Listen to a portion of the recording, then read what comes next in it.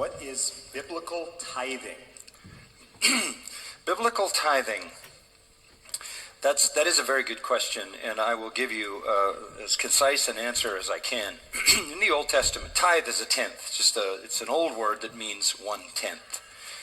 In the Old Testament, you had a theocracy, not a democracy, but a theocracy. That is to say, you had the nation of Israel ruled by God, who mediated his rule through the priesthood, 24 courses of priests. They were basically the officers of the theocracy. They mediated the rule of God through the revealed law of Moses to the people. And the people needed to supply funding for those officers, namely the priests and the Levites who served along with them.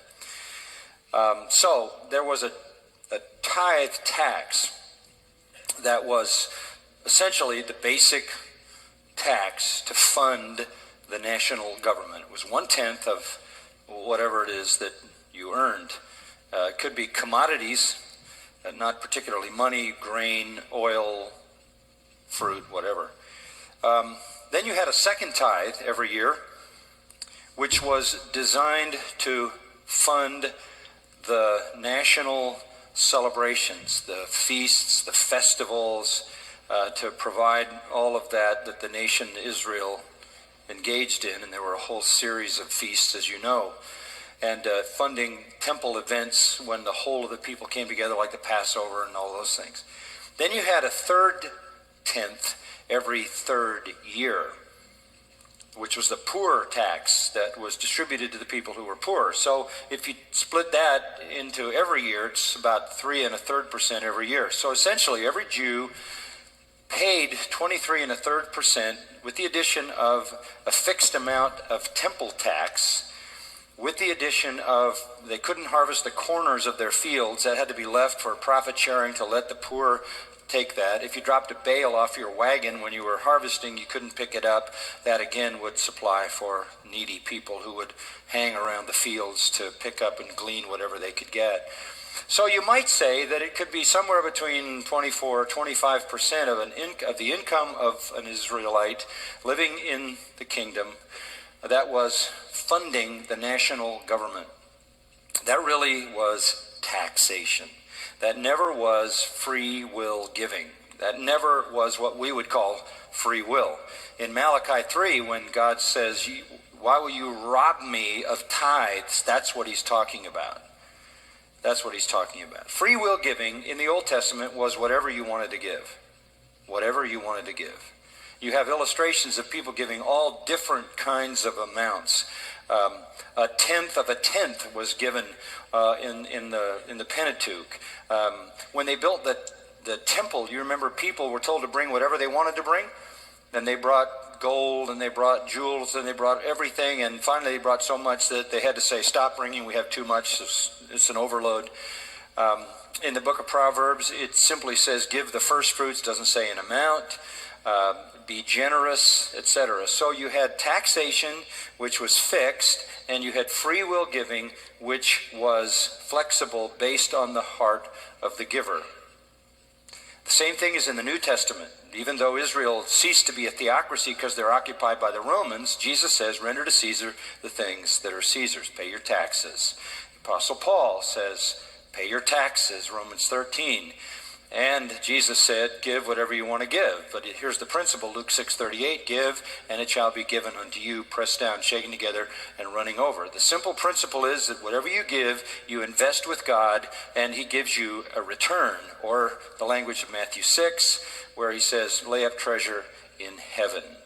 Or in Luke 16, use your money to purchase friends for eternity. That is, use your money for gospel enterprises, because then people will be converted by your giving and they'll be there to welcome you when you enter into heaven. Be faithful over little and the Lord will give you much. Don't serve God in money. All those are general principles. So the simple thing is this: tithe was never in the Old Testament a means of free will giving to the Lord. It was the way the theocracy was funded. If you study the story of Joseph, you'll also find out that it was 20% that Joseph determined should be the tax in Egypt. And that really is the historic base for the American taxation system, which not too many years ago was basically about a 20% tax, and is still for perhaps some majority of the population. So pay your taxes and fund the government. The Jews in the time of the Rome, and give to the Lord what you want. The Jews in the time of Jesus had a real difficulty with the tax part because their tax money was going into the hands of Rome. And the tax collectors were the scum because they were Jews who bought tax franchises from Rome and then prostituted them into a way to get rich, like Zacchaeus and Matthew.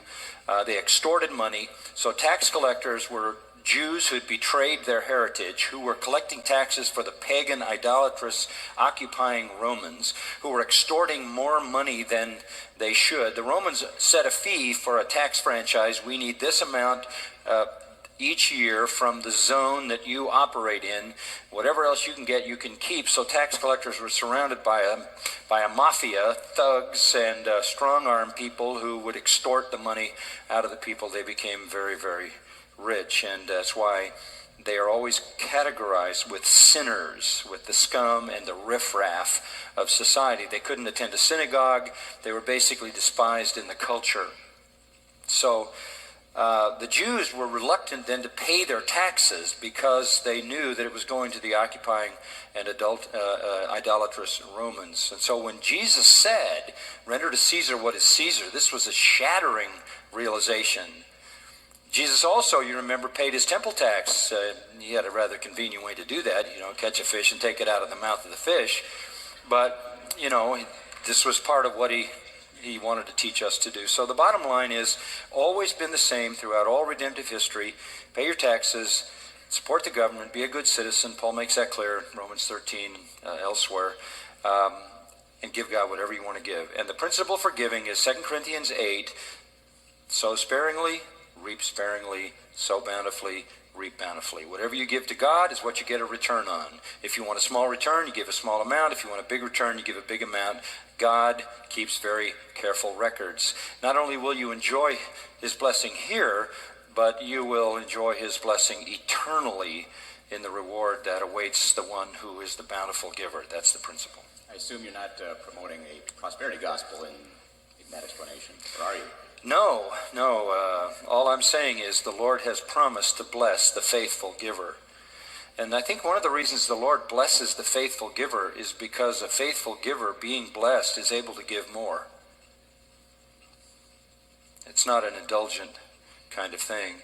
There are no guarantees, however, that you're going to be rich at all. The prosperity gospel is a deception. It's a pyramid. It's a scheme. It's a con job that makes the people at the top very, very rich.